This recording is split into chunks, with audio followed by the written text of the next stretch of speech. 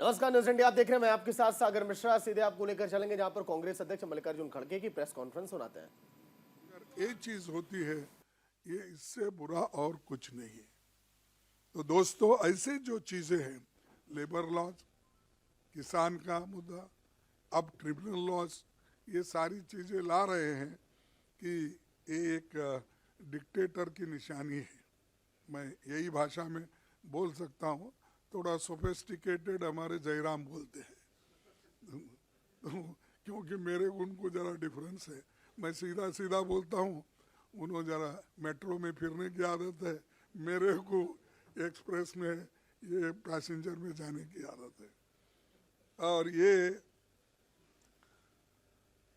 जो चीज़ें हमने आज आपके सामने रख रहे हैं और यात्रा के माध्यम से, अभी मैं कहा, सामाजिक, आर्थिक और राजनीतिक जनता के मूल सवालों जैसे महंगाई, बेरोजगारी, किसानों के मुद्दे, मजदूरों की बुरी हालत, अमीर गरीब की बढ़ती खाई और जातिगत जनगणना आदि पर जनजागरण करने का भी ये मौका है और हम सबसे ये बात करेंगे।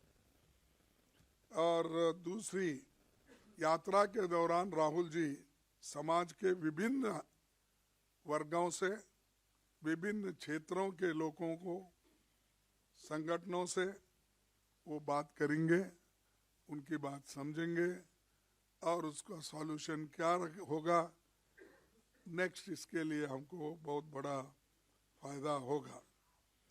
और कांग्रेस केडर इसे सफल बनाने के लिए पूरा जोर लगाएगा। हमने इंडिया गठबंधन के नेताओं और साथियों और विभिन्न राज्यों में कांग्रेस पार्टी से संबंधित मित्र दलों, सिविल सोसाइटी के भारत जोड़ो न्याय यात्रा में शामिल होने के लिए आमंत्रित किया है। मोस्टली वो भी ज्वाइन हो जाएंगे और जिस जिस जगह वो उनकी भेंट होगी वहाँ पर भी बातचीत करेंगे। ये फिर अब मैं आप सबको आमंत्रित करता हूँ कि इसमें सभी लोग जुड़ जाए। और एक बात है कि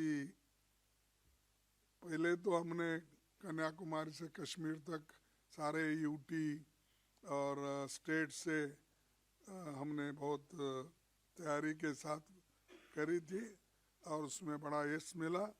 वैसा ही हम चाहते हैं कि इस अपने यात्रा में भी हमको वही सफलता मिलेगी। और एक मुद्दा है, देखो आज देश में दूसरी चीज भी है, ये तो हमारे कार्यक्रम के साथ साथ आपको दूसरा भी बोलूंगा। खुले आम बीजेपी सरकार ईडी को, सीबीआई को, इनकम टैक्स डिपार्टमेंट को और दूसरे छोटे मोटे एजेंसीज को भी विपक्षी नेताओं के ऊपर और उनके रिलेटिव्स के ऊपर, छोटे मोटे लोग जो पार्टी के होते हैं उनके रिलेटिव्स के ऊपर वो आज हमला कर रहे हैं, डरा रहे हैं और डरा के अपनी बात मनवा रहे हैं। और ये एक बहुत ताज्जुब है कि एक आदमी को आप कलंकित कहते हो, ये ठीक नहीं है। किसी को कांग्रेस वाले को पकड़ लिए, कहाँ कहीं टीएमसी वालों को पकड़ लिए, किसी टीडीपी वालों को पकड़ लिए, किसी आप आदमी किसी को भी पकड़ लो, आप तो उसको किसी न किसी केस में डालते हो।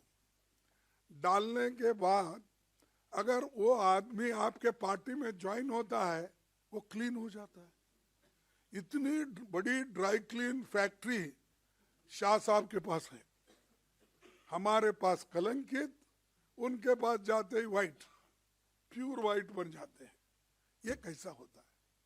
ये न्याय की बात करते हैं आप एक जो बात करते हैं कि हम बहुत क्या है, क्या कहेंगे वो, हम बहुत स्वच्छ हैं, निष्कलंक है, ये बात करते हैं। अगर ये क्यों कर रहे हैं आप? कहाँ अगर आपको 2-4 MLA कम गिरे, उनको उठा लेके जाते हो, केस डालते हो, फिर वो सरकार क्लीन हो जाती है।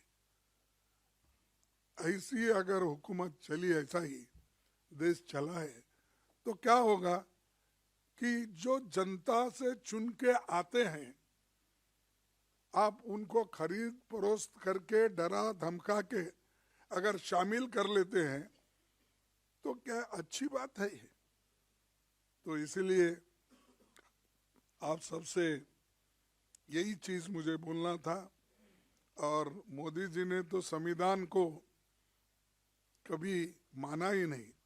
शायद उनका वेट एंड सी लिस्ट होगा, क्योंकि आने वाले दिनों में उन्होंने नागपुर के आदेश से जो काम करते हैं वो उसी के ऊपर उनका ध्यान केंद्रित होता। इस संविधान को संविधान नहीं मानते, क्योंकि जो नागपुर का संविधान है उनका उसी को मानते हैं। तो इसीलिए हम आज जस्टिस, लिबर्टी, इक्वालिटी, फ्रेटर्निटी की जो आज एक धज्जे उड़ाए जा रहे हैं और बुरी तरह से ये प्रभावित हुई है, ये हमारे संविधान के प्रेम्बल को हम बचाना है, दोबारा इसको मजबूत बनाना है। इसीलिए ये यात्रा भी जरूरी है। तो मैं इससे ज़्यादा कुछ कहना नहीं चाहता। एक ही अपनी बात रखूंगा कि इस जो न्याय का मुद्दा है, भारत जोड़ो न्याय का मुद्दा है, या ये इस मुद्दे पे हम आगे बढ़ेंगे। हर व्यक्ति को इसमें हिस्सा लेना चाहिए, यही मेरा अपील है। इतना ही कह के मैं अपने 4 शब्दों को ख़त्म करता हूँ। शुक्रिया खड़गे जी। मैं अभी कांग्रेस अध्यक्ष से गुजारिश करूंगा कि भारत जोड़ो न्याय यात्रा का जो प्रतीक चिन्ह है और भारत जोड़ो न्याय यात्रा का जो मुख्य नारा है, वो आपके सामने और आपके द्वारा देश के सामने रखेंगे।